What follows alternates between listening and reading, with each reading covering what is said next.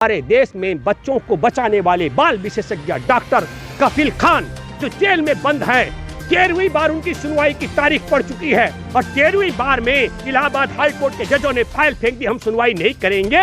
तो मैं जरा जानना चाहता हूँ इलाहाबाद हाई कोर्ट में जजों से, आप क्या संविधान का सम्मान नहीं करते हैं? आप ये मानते हैं कि डॉक्टर कफील खान मुसलमान है, इसे जमानत नहीं देना चाहिए? मैं आपके माध्यम से एक बात दावे के साथ में कहता हूँ, डॉक्टर कफील खान निर्दोष था, निर्दोष है, उसको फर्जी तरीके से फंसाया जा रहा है। पीड़िता के सुरक्षा के लिए, हिफाजत के लिए पत्रकार मामा पुलिस को शिकायत करता है, पुलिस पत्रकार की शिकायत को पीड़िता के लिए शिकायत नहीं मानती है और बदमाशों को बदमाश पुलिस का भय नहीं मानते हैं। उन्होंने पत्रकार जोशी की हत्या कर दी। उत्तर प्रदेश के अंदर भाजपा का पदाधिकारी वो अपहरण करता है, उसको सरकार की लाज की चिंता नहीं है, देश के कानून और संविधान की चिंता नहीं, कोई डर नहीं है उस व्यक्ति को। हमारे देश का प्रधानमंत्री हमारे देश की सीमा पर जिस भूभाग के लिए भारत के 20 जवान अपना कुर्बानी दे देते हैं, शहादत 15 जून को, हमारे देश का प्रधानमंत्री नालायक उस भूभाग को अपने देश का हिस्सा नहीं मानता। लग रहा वर्तमान हालात में लोग कह रहे हैं, जो मौजूदा हालात देश में बने हुए हैं, चाहे किसी भी राज्य में हो, कि कहीं ना कहीं लोकतंत्र अब खतरे में है, लोकतंत्र देश में बचा नहीं है। आप इस पर क्या कहेंगे? पहले मैं शुरुआत आपके से पत्रकारों के माध्यम से करता हूँ। पत्रकार की दशा, विक्रम जोशी पत्रकार, आप समझ रहे हैं, गाजियाबाद से, उत्तर प्रदेश में, योगी राज में, उनकी भांजी को बदमाश छेड़ाखानी की है। विक्रम जी ने, पत्रकार विक्रम जोशी ने पत्र लिखा, शिकायत पत्र लिखा पुलिस को, चिट्ठी मानी शिकायत लिख करके दी। पुलिस ने विक्रम जोशी की शिकायत को शिकायत नहीं माना, इसीलिए संज्ञान नहीं लिया। और पुलिस के भय को, मतलब आप समझ लो, पहले पीड़िता के सुरक्षा के लिए पत्रकार मामा भांजी के हिफाजत के लिए पत्रकार मामा पुलिस को शिकायत करता है, पुलिस पत्रकार की शिकायत को पीड़िता के लिए शिकायत नहीं मानती है और बदमाशों को बदमाश पुलिस का भय नहीं मानते हैं। उन्होंने पत्रकार जोशी की हत्या कर दी। ये आपके सामने का मामला है। कासगंज में गैंग रेप में 4 साल जेल में रहने के बाद छूट करके आया, सड़क पर चल रही थी पीड़िता और उसकी माँ, ट्रैक्टर से रौंद डाला। बलात्कारी न कानून का भय, न जेल का भय, न किसी का भय मानता है। आप समझ रहे हैं? उत्तर प्रदेश के अंदर भाजपा का पदाधिकारी वो अपहरण करता है, उसको सरकार की लाज की चिंता नहीं है, देश के कानून और संविधान की चिंता नहीं, कोई डर नहीं है उस व्यक्ति को। आप समझ रहे हैं? हमारे देश का प्रधानमंत्री हमारे देश की सीमा पर जिस भूभाग के लिए भारत के 20 जवान अपना कुर्बानी दे देते हैं, शहादत 15 जून को, हमारे देश का प्रधानमंत्री नालायक उस भूभाग को अपने देश का हिस्सा नहीं मानता है। राजस्थान में सरकार है चुनी हुई, और चुनी हुई सरकार ने प्रस्ताव पास किया कि हमारे को विधानसभा का सत्र का आयोजन करना है। नालायक जो बैठा हुआ है केंद्र का एजेंट, वो चुनी सरकार के प्रस्ताव को नहीं मानता है। आपके मैं बता दो, अररिया बिहार का मैं जिक्र कर रहा हूं, गैंग रेप पीड़िता 22 साल की, उसके साथ 6 जुलाई को बलात्कार हुआ, 7 और 8 जुलाई को उसका मेडिकल की प्रक्रिया शुरू हुई। 10 जुलाई को वह अररिया में प्रथम श्रेणी के मजिस्ट्रेट के आगे पेश होती है और अपने बयान देती है 164 के। मास्क लगा करके बयान पढ़ रहे थे मजिस्ट्रेट, उस पीड़िता को समझ नहीं आया, उसने कहा रुमाल हटा के बोलिए, उनको बड़ा बुरा लगा। उसके बाद उसने कहा कि मेरे मददगार जिन्होंने मेरी मदद की, थाने से लेकर के और वहाँ तक, यहाँ तक, वो बाहर हैं कोर्ट रूम के बाहर, कल्याणी दीदी और तन्मैया, उनकी मदद ली जाए, वो आएंगे, पढ़ के सुना देंगे। उसको लगा कि जब इनके उच्चारण मुझे समझ नहीं आ रहे हैं तो मैंने जो बोला हूबहू सुना कि नहीं सुना, अगर नहीं सुना होगा तो सुधार किया जाएगा। मजिस्ट्रेट ने फटकारा, उस पीड़िता ने तत्काल हस्ताक्षर कर दिए। इसका मतलब हुआ कि अदालत में बैठा जज बलात्कार पीड़िता के नागरिक अधिकार को, संवैधानिक अधिकार को अधिकार नहीं मानता है। और फिर क्या करता है, उसको बुलाया जाता है जो मददगार थी बाहर, कल्याणी और तन्मया, और उनसे पूछा जाता है आप कौन? उन्होंने कहा सामाजिक कार्यकर्ता है। सामाजिक कार्यकर्ता हो, तुमने इसे तमीज नहीं सिखाया। मतलब पहले जज साहब ये कहना चाहते हैं कि अगर कोई गैंगरेप पीड़िता हो तो अदालत में जाने से पहले उसे तमीज सिखाया जाए। क्या तमीज सिखाया जाए? कि जज को जो बयान दिए, जज साइन करने के लिए कहे, वो बिना सुने बिना पढ़े हस्ताक्षर कर दे। और फिर उन्होंने कहा कि ये बयान सुनना चाहती है तो सुना दीजिए। इतनी बात पर उन पर झूठे मुकदमे बना करके बलात्कार पीड़िता सहित उसकी मददगारों को जेल में भेजा गया।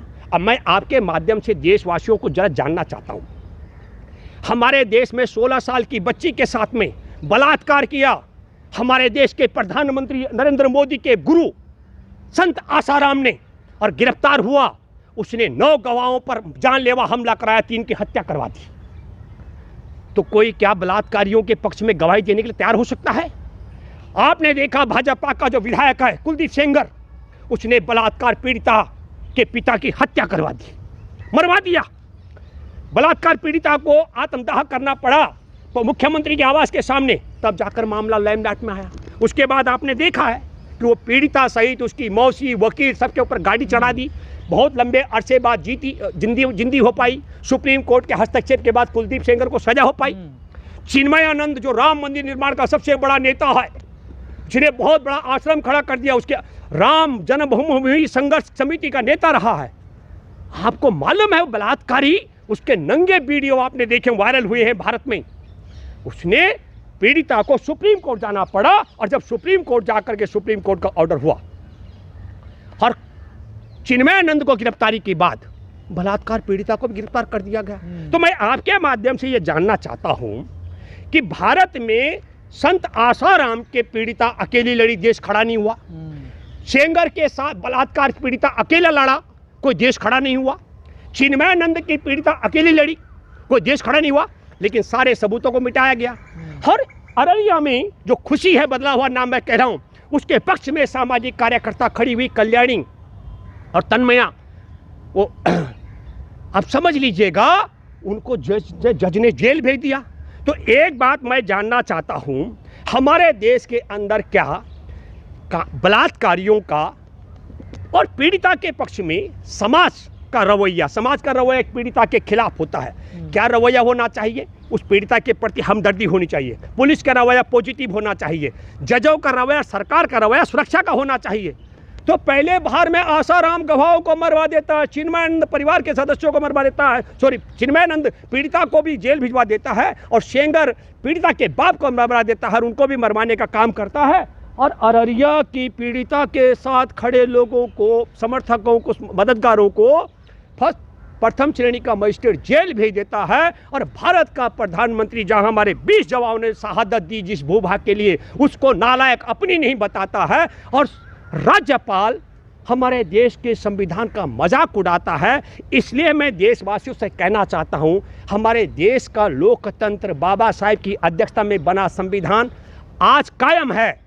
तब मैंने ये जिक्र करते हुए कहा कि आगरा में आपको मालूम होना चाहिए, 22 साल की एक युवती, उसका शव रख दिया था चिता के ऊपर। और जो कानून का भय नहीं है, जो संविधान का सम्मान नहीं करते हैं, चिता में रखी भी शमशान घाट से उस 22 साल की युवती का शव हटाया गया। हमारे देश की महिलाओं की आधी आबादी भारत में महिलाओं की है। ये आधी आबादी का अपमान है। और क्यों हटाया गया? क्योंकि वो दलित परिवार से थी। अब आप समझ लीजिए, आपको समझना पड़ेगा। और दलितों की आबादी भी भारत में 23% है। तो भारत की 77% आबादी का अपमान करने वाले हमारे देश का संविधान का सम्मान नहीं करते, हमारे देश की पुलिस और कानून व्यवस्था से नहीं डरते हैं। और इन सब के पीछे मैं आपके साथ और एक बात कहना चाहता हूं, हमारे देश में बच्चों को बचाने वाले बाल विशेषज्ञ डॉक्टर कफील खान जो जेल में बंद है, 13वीं बार उनकी सुनवाई की तारीख पड़ चुकी है। और 13वीं बार में इलाहाबाद हाई कोर्ट के जजों ने फाइल फेंक दी, हम सुनवाई नहीं करेंगे। तो मैं जरा जानना चाहता हूं इलाहाबाद हाई कोर्ट में जजों से, आपके संविधान का सम्मान नहीं करते? क्या आप हमारे देश के तड़ी पार रह चुके गृह मंत्री अमित शाह से डरते हैं, जिसके मामले में जस्टिस लोया सुनवाई कर रहे थे और जस्टिस लोया को निपटाया गया? या फर्जी डिग्री वाले उससे डरते हो जो हमारे देश के भूभाग को अपने देश की जमीन नहीं मानता है?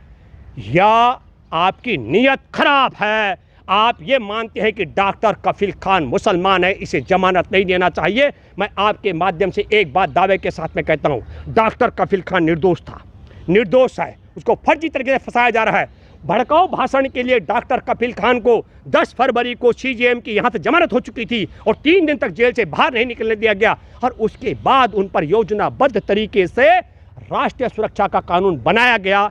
तो मैं आपके माध्यम से कहना चाहता हूं, बलात्कार पीड़िता शिकायत करे जेल में चला जाए बलात्कारी, जज रिहा करता है तो रिहाई के बाद बलात्कारी ट्रैक्टर से कुचल देते हैं। दलित के घर में कोई मौत हो जाए, शमशान में जलाने के लिए पहुंच जाए, सब को चिता पे रख दें तो दबंग आकर भाजपा की सरकार में उठा कर ले अलग पटवा देते हैं सबको। और जेल में फर्जी मुकदमे में डॉक्टर कफिल को फंसाया जाता है। मैं एक बात सब लोगों से कहना चाहता हूँ, आज़ादी के 72 वर्ष बाद हमारे देश में दलित को शमशान घाट में अपनी मृतक को जलाने का हक नहीं है। तो आज़ादी से के दौरान संविधान सभा का अध्यक्ष क्या ये संघ सरकार बाबा साहेब को बनाती?